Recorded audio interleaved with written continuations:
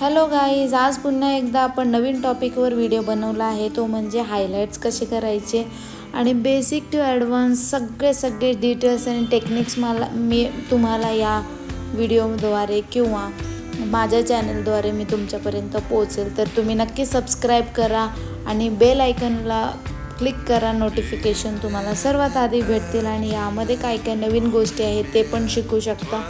आणि तुम्ही मला सजेस्टही करू शकता की मी नवीन कोणत्या टॉपिकवरती व्हिडिओ बनवू. तर ही प्रोसेस काय आहे आणि कशी आहे मी एक्सप्लेन करते. सर्वात आधी आपल्याला क्लायंटचे हेअर व्हर्जिन आहेत की कलर्ड आहेत की मेहंदी कोटेड हेअर आहेत की कास्टिंग हेअर कलर त्यांनी केलेला आहे चेक करणे, पॅच टेस्ट देणे, त्याच्यानंतरून प्रॉपर हेअर वॉश करणे.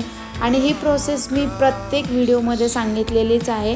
तर ह्या प्रोसेसला फॉलो करणे अत्यंत गरजेचं आहे. तर का, याचं रिझन असं आहे की सगळे डस्ट पार्टिकल्स निघून गेले, सीबम ऑइल निघून गेलं तर प्रॉपर हेअर क्युटिकल्स ओपन होतील आणि प्रॉपर हेअर क्लीन असल्यावर आपला जो कलर आहे तो प्रॉपर पेनिट्रेट होण्यास मदत होईल. त्यामुळं आपण ह्या गोष्टी सर्व फॉलो करायच्या आहेत. आणि त्याचबरोबर 100% आपण हेअर ड्राय करायचे आहेत आणि प्रॉपर हेअर डिटँगल करून घ्यायचे आहेत. कारण लॉंग हेअरमध्ये टँगल खूप जास्त होतात. तर आपण जास्तीत जास्त ते केअरफुली हँडल करायचा प्रयत्न करायचा आहे. त्याचबरोबर मी ज्या पद्धतीने दाखवते तसंच तुम्ही सेक्शन वाईज हेअर ड्राय करून घ्या, प्रॉपर हेअर सेट करून घ्या. त्याच्यानंतरून सेक्शन टू सेक्शन हायलाइट्स कसे करायचे हे मी तुम्हाला दाखवलं आहे व्हिडिओमध्ये. तुम्ही त्याला फॉलो करू शकता. या व्हिडिओमध्ये मी बिलकुल पण एअर टचचा वापर केलेला नाही. एक सेक्शन कसे प्रॉपर मी घेतलेत ते तुम्ही ऑब्झर्वेशन करूनच घेऊ शकता. त्यात सांगण्यासारखं काही वेगळं नाही आहे. आणि ज्यावेळेस आपण कलर ॲप्लिकेशन करतो, कलर हा पूर्ण केसांना म्हणजे जेवढा आपण सेक्शन घेतलं त्या प्रॉपर सेक्शनला कलर लागला गेला पाहिजे आणि पेनिट्रेट होण्यास त्यामुळेच मदत होते. अदरवाईज कलरमध्ये पॅचेस निर्माण होतात.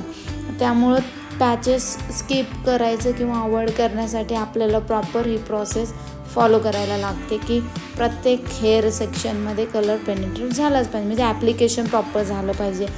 त्याचबरोबर आपल्याला याच्यानंतरून काय करायचं आहे, प्रॉपर हेअर ॲप्लिकेशन म्हणजे पूर्ण हेअरला कलर ॲप्लिकेशन झाल्यानंतरून 35 to 45 मिनिट्स ठेवू शकता आणि त्याच्यानंतरून प्रॉपर तुम्ही हेअर वॉश करू शकता. हेअर वॉश केल्यानंतरून प्रॉपर ब्लो ड्राय करा. त्याच्यानंतरून तुम्हाला जर प्रेझेंटेशनसाठी जर टॉंग करायचे असेल तर तुम्ही टॉंग करू शकता. मी ह्या क्लायंटचे हेअर स्ट्रेटच ठेवलेले आहेत. टॉंग करायची मला आवश्यकता वाटली नाही. जसं क्लायंटला ब्राऊन फॅमिलीचा बिलकुल पण कलर कोणता शेड नको होता, त्यांना थोडासा असं burgundy type, plum red, wine टाईपच कलर हवा होता आणि हा बेस्ट चॉईसच मला क्लायंटसाठी वाटला. आणि एकदम डिसेंटच कलर आपल्याला करायचा होता. त्यामुळं मी कोणते प्रॉडक्ट वापरलेत आणि कोणता कलर शेड वापरला आहे मी नक्कीच व्हिडिओच्या एंडला मी टाकेलच. तर मी काय कलर वापरलेत, L-89चा वापरला आहे जो हायलाइट सिरीजचा आहे आणि 9-98चा आहे. शॉर्टस्कॉप्सचेच दोन्ही कलर आहेत, तर तुम्ही ते वापरू शकता. आणि 30-20चं मिक्सचर 50-50% आणि L-89 आणि 998चं पण 50-50% असं मी 100% त्याच्यामध्ये मिक्सिंग रेशो आहे ह्या कलर याच्यामध्ये. किंवा तुम्ही डायरेक्टली L-89सुद्धा वापरू शकता. पण L-89 जर तुम्ही यूज केला विदाऊट ॲडिंग 9-98 तर काय होईल, कलर खूप जास्त ब्राईट होईल. पण क्लायंटला एवढा ब्राईट कलर नको होता, त्यामुळं आपण त्याला सेटल करण्यासाठी 9-98च वापरला आहे. तर तो कलर एकदम सेटल झालेला आहे. लुक एकदम डिसेंट दिसतोय. कारण क्लायंटच्या रिक्वायरमेंटनुसारच आपल्याला कलर पेनिट्रेशन करावं लागतं. अदरवाईज खूप जास्त विजिबिलिटी जर असेल कलरमध्ये तर क्लायंट अगदी ॲबनॉर्मल होऊन जातं. तर क्लायंटचं काय कन्सर्न आहे, कन्सल्टेशनमध्ये प्रॉपर त्यांना कन्सल्ट करायला पाहिजे की कसं तुम्हाला कलर हवा आहे किंवा तुम्हाला विजिबिलिटी किती हवी आहे, जास्त हवी आहे का तुम्हाला एकदम सेटल कलर हवा आहे. तर क्लायंटला एकदम सेटल डिसेंट एकदम डेली वेअरसाठीच हवा होता. कारण मॅडम हाऊसवाईफ आहे तर मला असं वाटत नाही की त्यांना एकदम विजिबल कलर दिला पाहिजे. काय होतं, अगदी त्यांचे व्हर्जिन हेअर आहेत आणि अगदीच व्हर्जिन हेअरमधून जर तुम्ही ट्रान्सफॉर्म करत असाल तर डिसेंट कलरला तुम्ही गेलात तर अगदी छान लुक येतो, डिसेंट दिसतं. त्यामुळं माझं कन्सर्न तर मी तुम्हाला सांगू शकते की असे डिसेंटच कलर तुम्ही चॉईस करा, म्हणजे जेणेकरून क्लायंटला ॲबनॉर्मल होणार नाही किंवा अगदीच भटभटीत कलर दिसणार नाही. तर ह्या गोष्टी एकदम सिम्पल वेमध्ये फॉलो केला तरी पण सेटल कलर आपण क्लायंटला देऊ शकतो.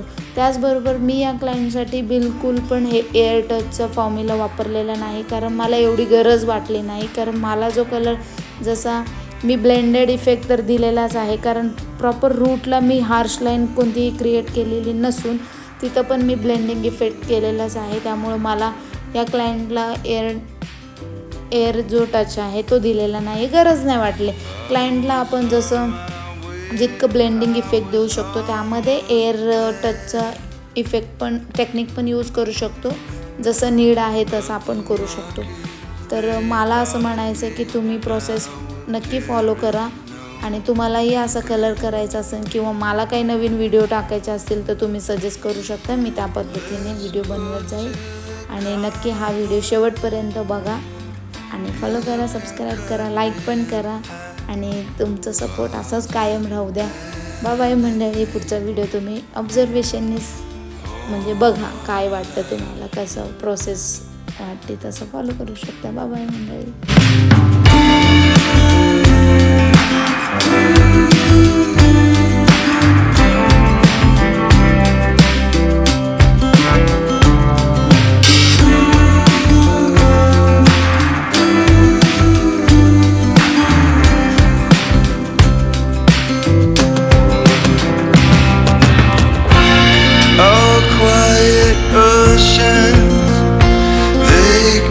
Your feet,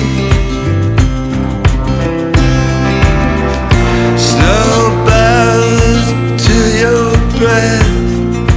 How can I compete?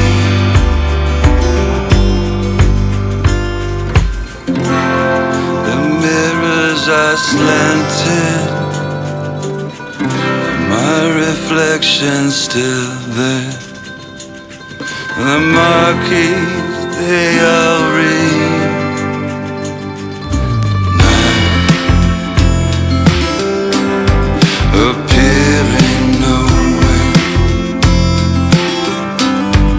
appearing nowhere. Now, appearing nowhere.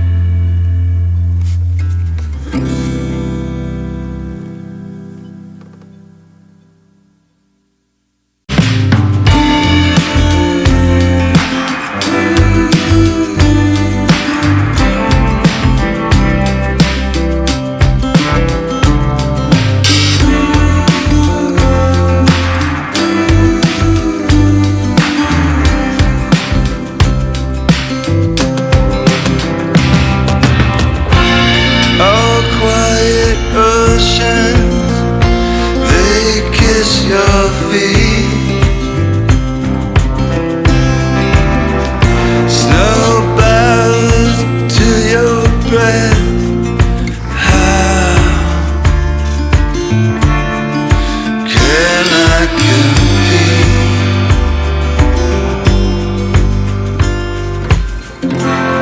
The mirrors are slanted, my reflection's still there. The marquees, they all read.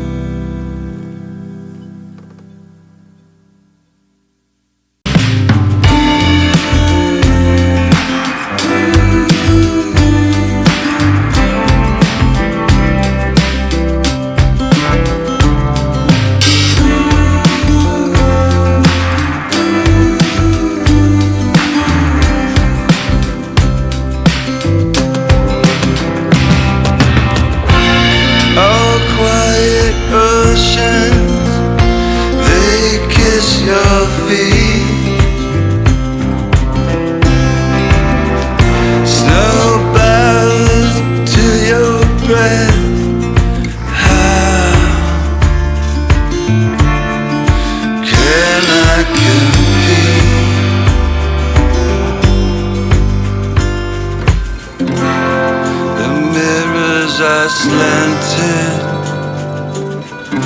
my reflection's still there.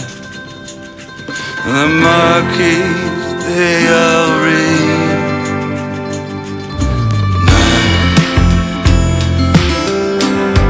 appearing nowhere,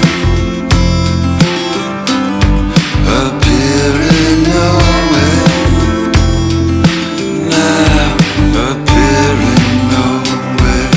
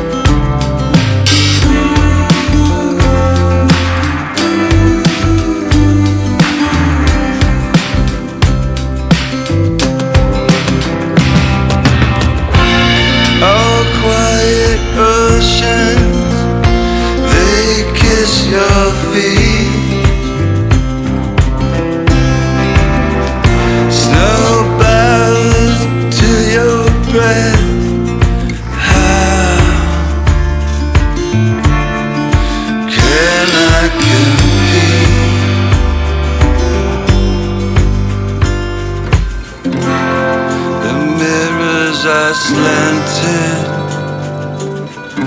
my reflection's still there. The marquees, they all read